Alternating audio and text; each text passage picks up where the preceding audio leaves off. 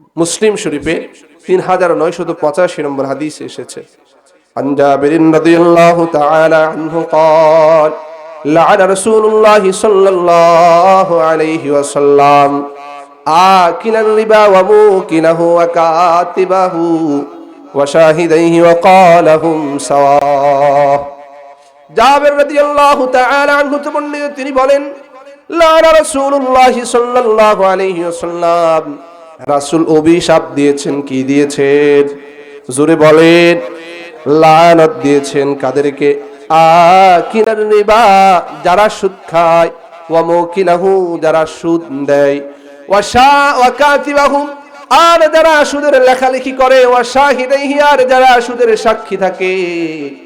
আল্লাহর রাসূল বলেন, জাবির ইবনে আব্দুল্লাহ বলেন, আল্লাহ তাআলার রাসূল এই চার ব্যক্তির উপর লানত দিয়েছে। বলেন নাউযুবিল্লাহ।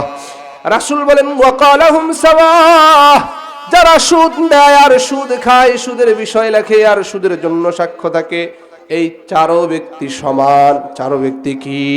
সমান। কেমন নবী লানত দিয়েছে? যেই নবী আমাদের হেদায়েতের জন্য পুরাটা জীবন ইয়া উম্মতি উম্মতি কান্না করে কাটাইছে, কি কাটান নাই? জোরে বলেন। আমাদেরকে বদদুয়া দিতে বলেছেন, তিনি আমাদেরকে বদদুয়া দেয় নাই। মক্কার কাফের মুশরিক যারা, রাসূলকে এত বেশি কষ্ট দেওয়া হচ্ছে। রাসূলকে এক সাহাবী বলল, কি লা ইয়া রাসূলুল্লাহ, ওগো আল্লাহর নবী, আপনি তো চাইলে তাদেরকে লানত দিয়ে ধ্বংস করে দিতে পারেন। রাসূল বললেন, না না না না না না, আমি তো দুনিয়ার মধ্যে ধ্বংসকারী হিসেবে প্রেরিত হই নাই, আমি দুনিয়াতে প্রেরিত হয়েছি রহমতকারী হিসাবে। সুবহানাল্লাহ। কিন্তু রাসূল সরাসরি যারা সুদ খায় আর যারা সুদ দেয়, যারা সুদ নেয় আর যারা সুদের সাক্ষী থাকে, যারা সুদের বিষয় লেখালেখি করে, তাদেরকে কে লানত দিয়েছে? রাসূল সাল্লাল্লাহু আলাইহি ওয়াসাল্লাম। কে? রাসূল। কে?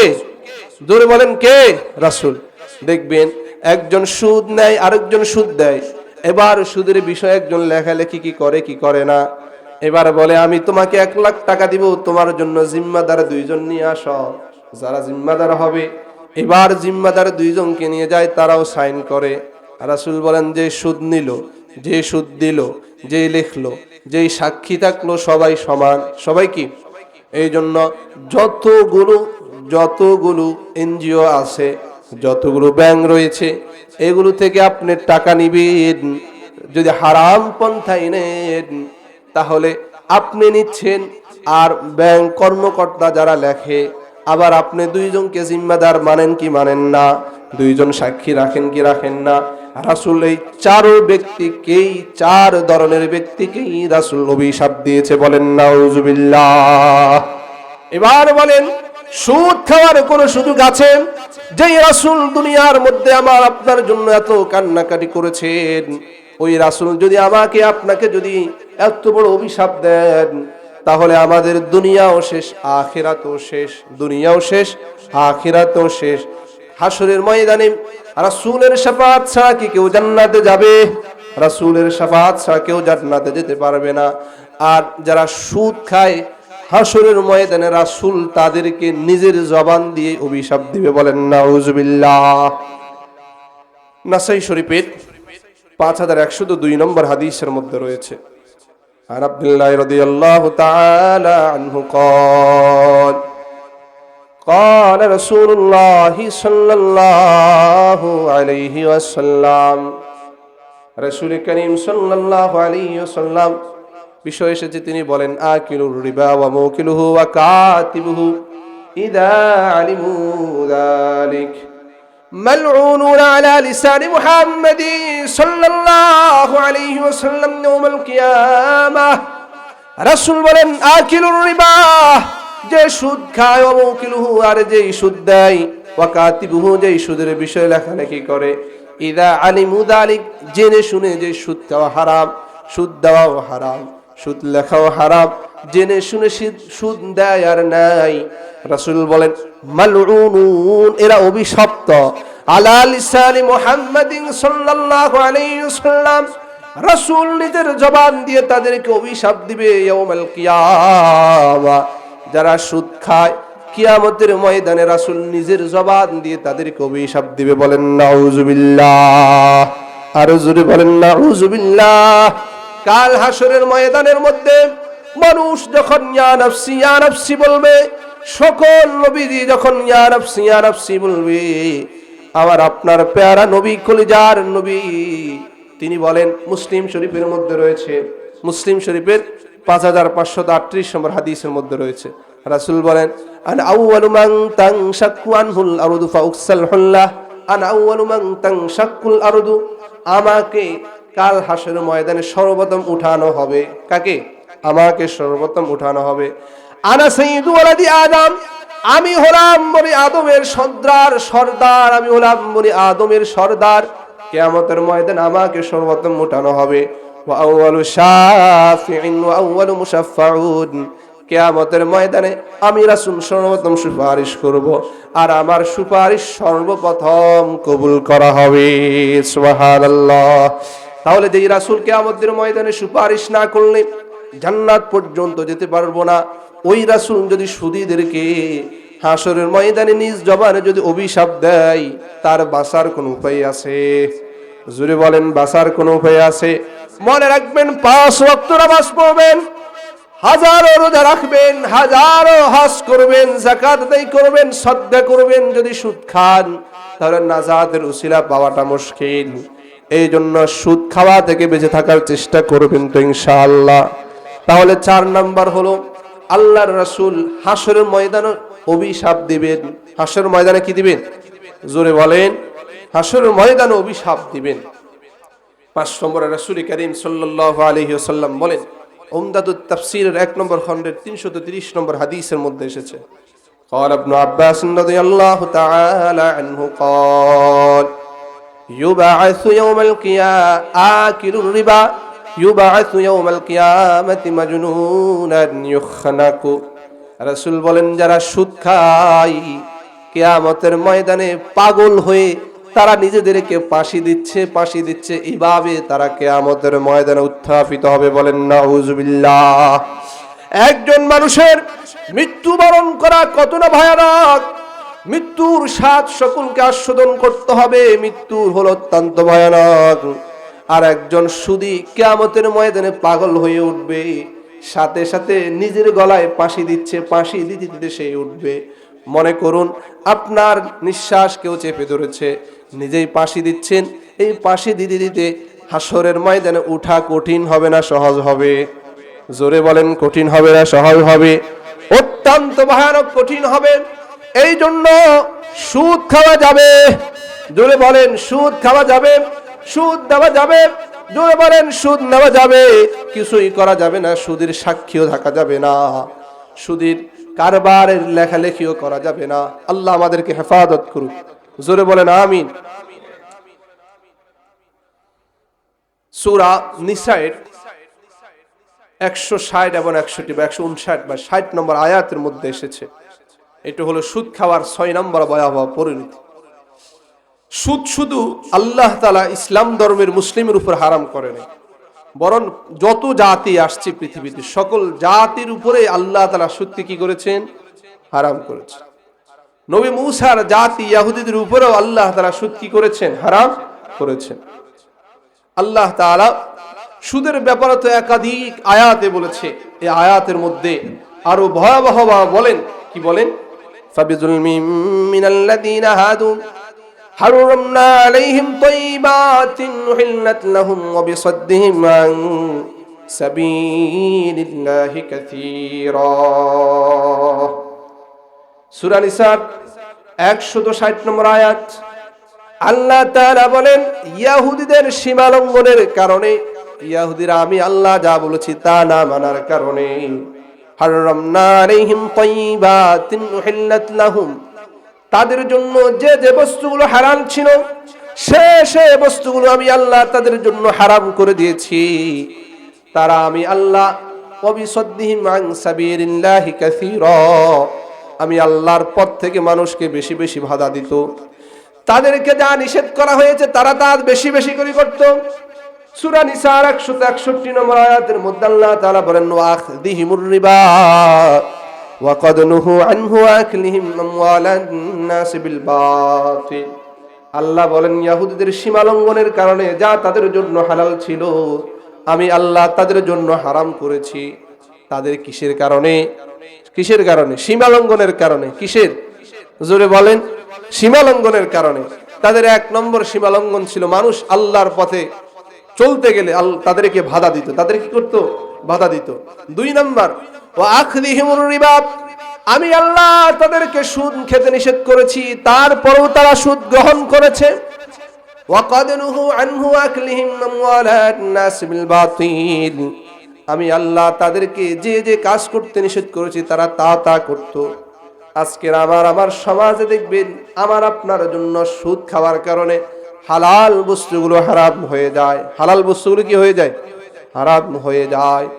ওই ইহুদিদেরকে আল্লাহ তাআলা তাদের জন্য গরু ছাগল হালাল ছিল, আল্লাহ তাআলা তাদের সুদের কারণে তাদের জন্য গরু ছাগল মুরগি হাঁস হারাম করে দিয়েছে। কি করে দিয়েছে? এখন দেখবেন সুদ খেতে খেতে কোটি কোটি টাকার মালিক হয়ে গিয়েছে।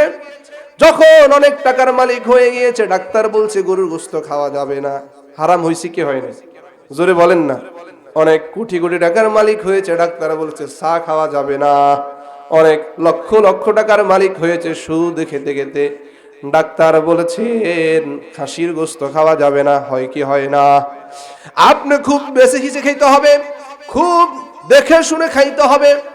এমন অনেক বড় লোক রয়েছে খাওয়ার আগে ডান পায়ে একটা ইনজেকশন নাই, আবার বাম পায়ে একটা ইনজেকশন নাই, শেষমেশ খায় কদ্দুর যাও। কি খায়? যাও। ভাত সে খেতে পারে না। এই তার জন্য বৈধ খাবারটুকু হারাম করেছেন কে? আরো জোরে বলেন কে? আরো জোরে বলেন কে? এবার বলেন আমাদের সমাজে এমনটা হচ্ছে কি হচ্ছে না? জোরে বলেন। আরো জোরে বলেন হচ্ছে কি হচ্ছে না? এটা খাওয়া যাবে না, ওইটা খাওয়া যাবে না, বিসিওয়ালা যত জিনিস আছে কিছুই খাওয়া যাবে না। আপেল খাবেন পারবেন না, আঙ্কুর খাবেন পারবেন না, কমলা খাবেন পারবেন না, কি খাবেন? শুধু করলা খাবেন। হয় কি হয় না? তো এটা কিসের আলামত?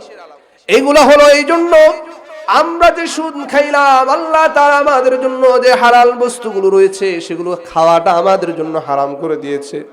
এখন প্রশ্ন আসবে, হুজুর অনেক ভালো মানুষেরও তো এমন হয়। প্রশ্ন আসে কি আসে না? মনে রাখবেন বৃষ্টি যখন আসে শুধু তার ঘরেও পড়বে না, আশেপাশে যারা আছে তাদের ঘরে পড়বে কি পড়বে না? ওই ভালো মানুষের দোষ হলো কেন সেই সমাজ পরিবর্তনের জন্য চেষ্টা করে নাই, সেই কেন কাজ করে নাই? এই জন্য ভালো মানুষের এমন হবে। অনেকজন বউবে হাসে, ওই সে বুঝছে যে তার বাড়ির পাশে এমনটা হচ্ছে, বুঝে না? আমাদের সমাজে নাই। কোরআনের আয়াত কি ভুল? বিশ্বাস করেন না? বিশ্বাস হয় না? তাহলে বিশ্বাস হলে সুদ দেওয়া নেওয়া থেকে বিরত থাকতে হবে কি হবে না? আরো জোরে বলেন হবে কি হবে না? হবে। হাজার কোটি টাকা সুদ খাবেন, দুনিয়ার মধ্যে আর ভালো কিছু খাইতে পারবেন না। আখেরাতে তো খাওয়া চলবে, পিঠার উপরে মায়ের উপরে ওষুধ নাই। আল্লাহ আমাদেরকে বুঝার সেই তৌফিক দান করুন। এটা হলো সুদের 6 নম্বর ভয়াবহ পরিণতি। সুদ খাওয়ার 7 নম্বর ভয়াবহ পরিণতি শুনবেন। আরো জোরে বলেন। সহিহুত তারগীবের 1859 নম্বর হাদিস। قال رسول الله صلى الله عليه وسلم إذا ظهروا في الزنا في الربا, রাসূল বলেন মা মিন কওমিন ইয়াজহারু ফীহিমুজ জিনা ইল্লা উখিযু বিসসানাহ। এই হাদিসটা হলো আরেকটু পরে বলি। এর আগে ইযা যাহারাজ জিনা ফি ক্বরিয়াতিন, ইযা যাহারার রিবা ফি ক্বরিয়াতিন ফাকাদ আহাল্লু বিআনফুসিহিম আযাবাল্লাহ। রাসূল বলেন যেই গ্রামে যেই সমাজে সুদ প্রচলিত হয়ে যায়, সুদ বৃদ্ধি হয়ে যায়, ওই সমাজ তারা তাদের জন্য আল্লাহর পক্ষ থেকে আযাবকে বৈধ করে নেয়। বলেন নাউজুবিল্লাহ। আজকের সমাজের মধ্যে আল্লাহ তাআলার পক্ষ থেকে আমরা আযাব নিই কি নিই না একটু ভালো করে বুঝেন। তাহলে যেই সমাজে সুদ চলবে সেই সমাজে আল্লাহর কাছ থেকে আমরা কি নি? বলেন আযাব বৈধ করে নি। কি? আযাব বৈধ করে নি। লক্ষ লক্ষ টাকা, কোটি কোটি টাকা, এত টাকা কি করবে? ঘরে যখন যায় বউ তারা সালাম দেয় না, বউ পারে না তারা ঝাড়ু দিয়ে ফিরবে, এমন হয় কি হয় না? তাহলে এটা অশান্তি নাকি শান্তি? যেটাই অশান্তি সেটাই হলো আল্লাহ তাআলার পক্ষ থেকে আযাব। সেটাই হলো কি? আল্লাহ তাআলার পক্ষ থেকে আযাব। টাকা আছে কিন্তু মেয়ের ঘরে শান্তি নাই, ছেলের ঘরে শান্তি নাই, নিজে ঘুমাইলে অন্তরে শান্তি পাওয়া যায় না।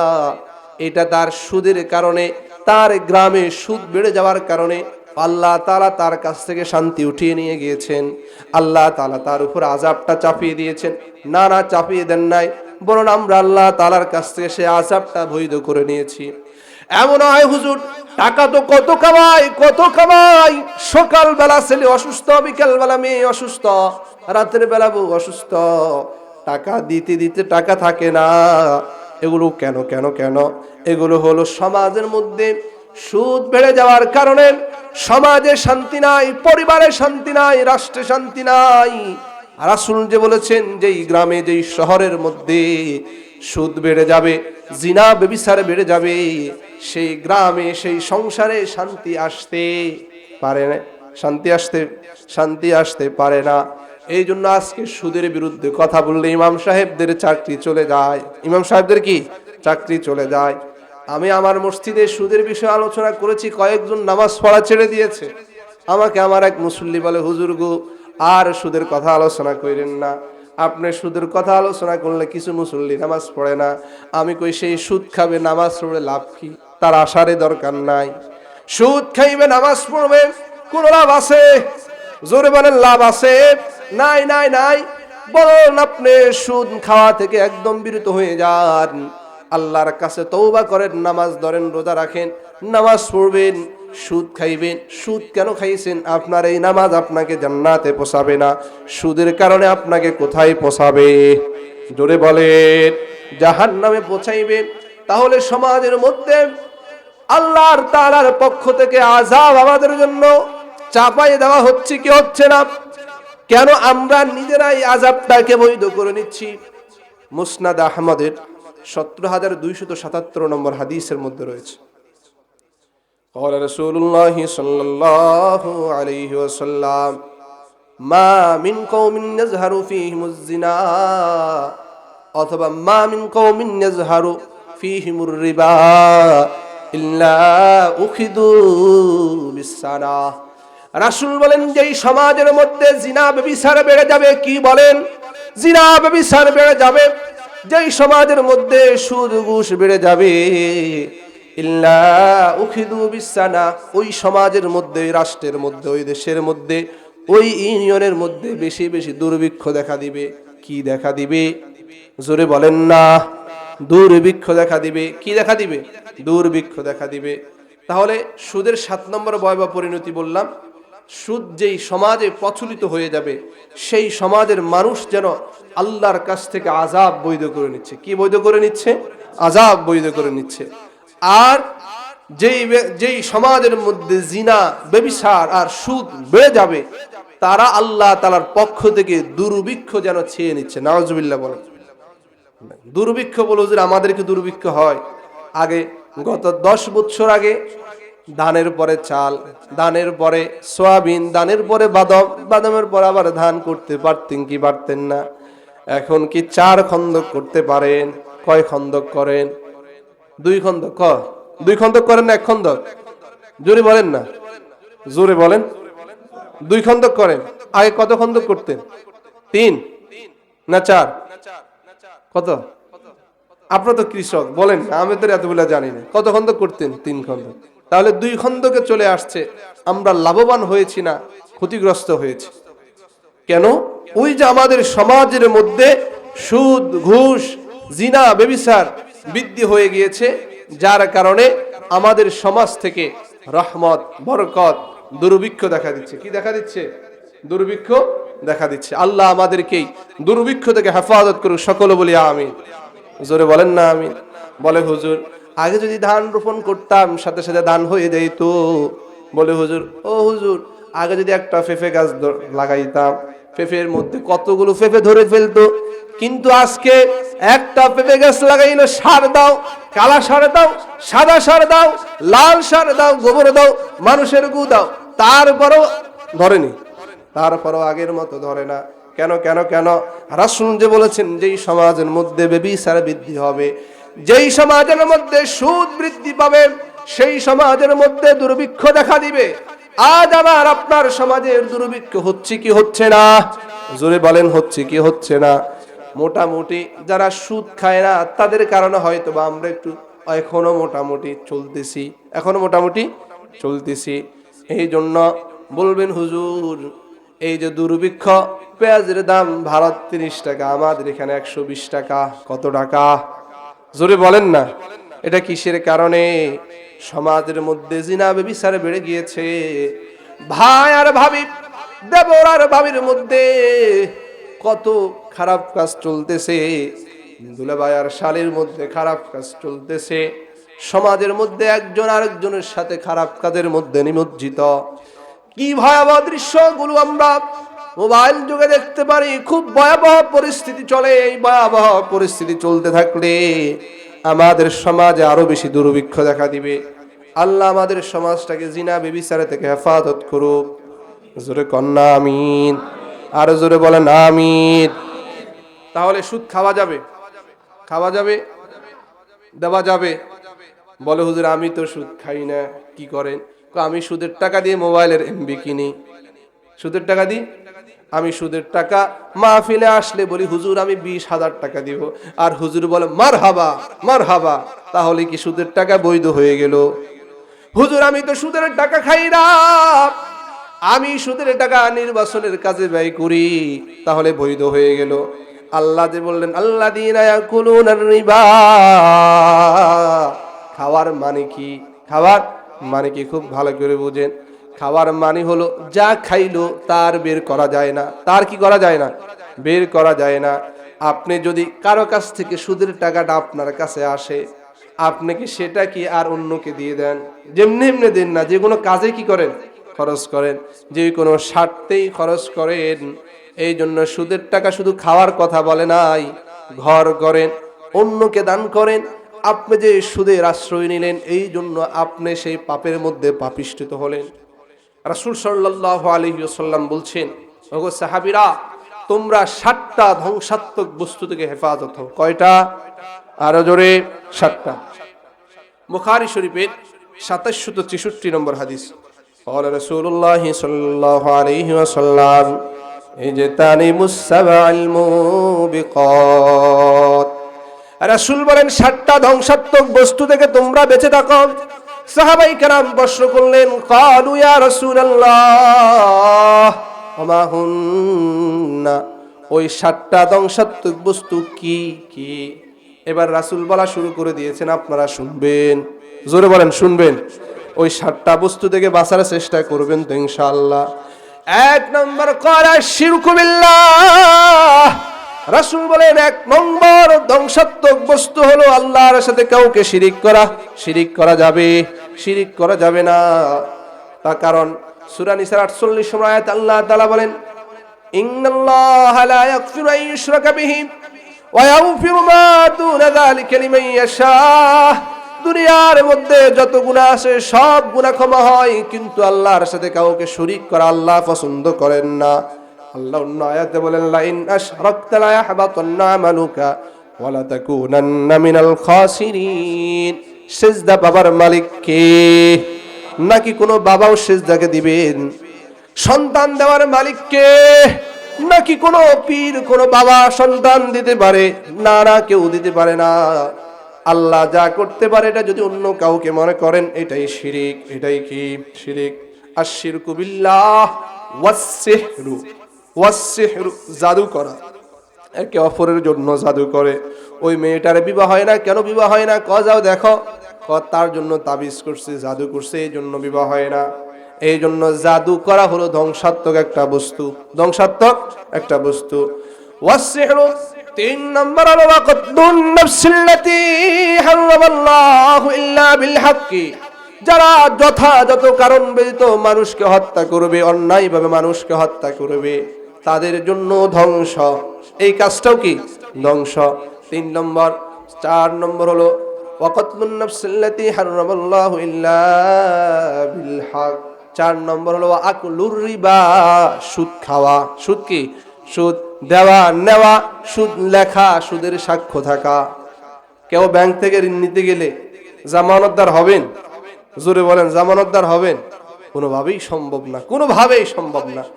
5 নম্বর ওয়াকলুল মালিল ইয়াতীম, ইয়াতীমের মাল ভক্ষণ করা, অন্যের মাল অন্যায়ভাবে ভক্ষণ করা। নিজের ক্ষেতের আইল কেটে অন্যের ক্ষেত ছোট করে নিজের ক্ষেতটা বড় করা যাবে। বোনের হক মেরে খাওয়া যাবে। জোরে বলেন, বোনের হক মেরে খাওয়া যাবে।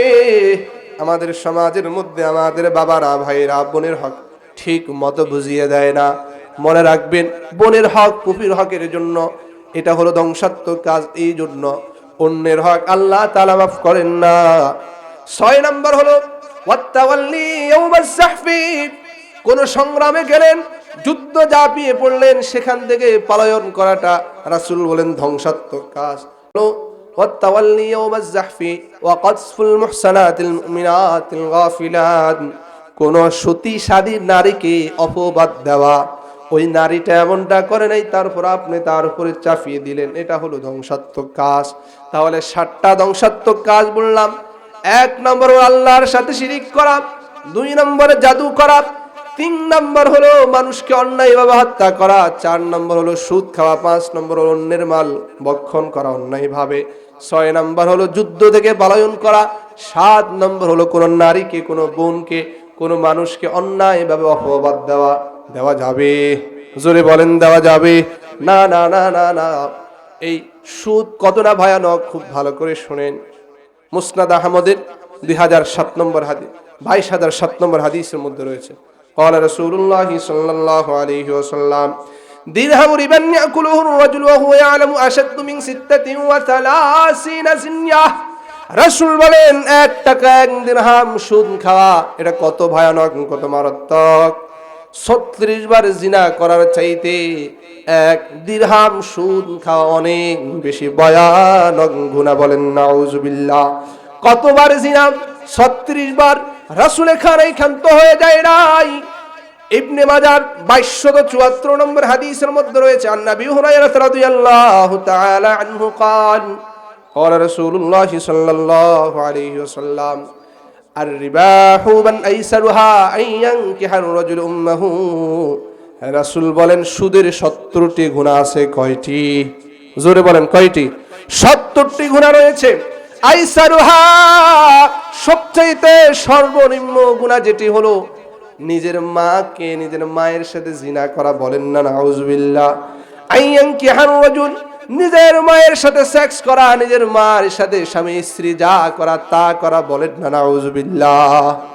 নিজের মাকে ধর্ষণ করার যেই গুনাহ, একবার নয় বরং 1 টাকা সুদ খাইলে 36 বার গুনাহ, যেটা এর চাইতে ভয়াবহ গুনাহ। বলেন নাউজুবিল্লাহ।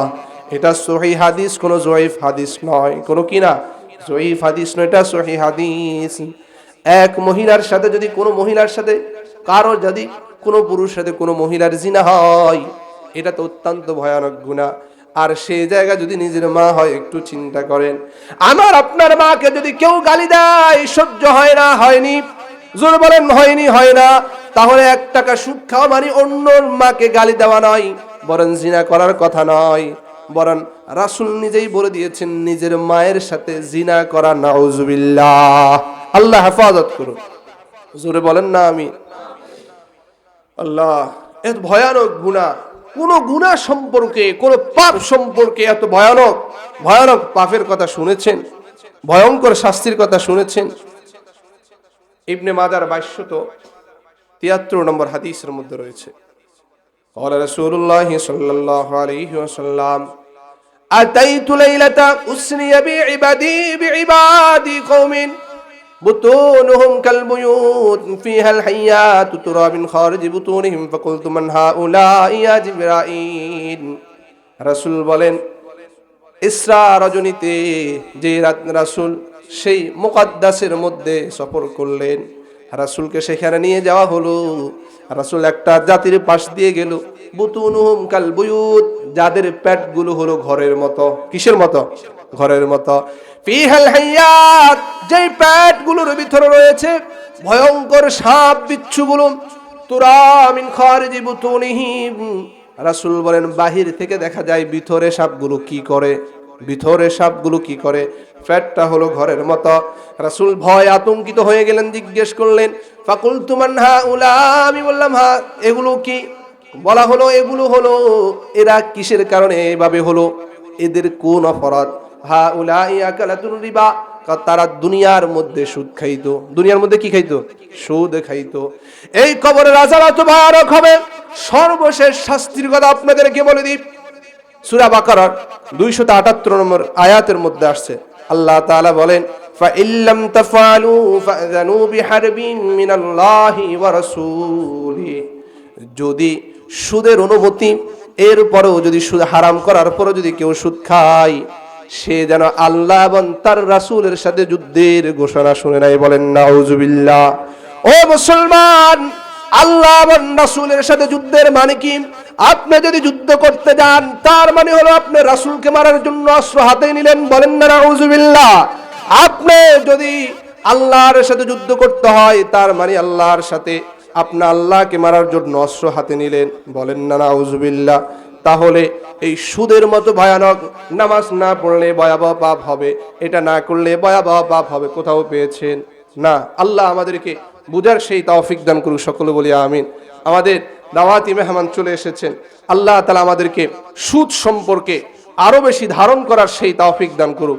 সুদের আতঙ্ক সম্পর্কে, এই সুদের ভয়াবহ পরিণতি সম্পর্কে এই শোনার পরও আল্লাহ আমাদেরকে, যারা সুদের মধ্যে নিমজ্জিত, আল্লাহ আমাদেরকে হেফাজত করুক, সকলে বলি আমিন।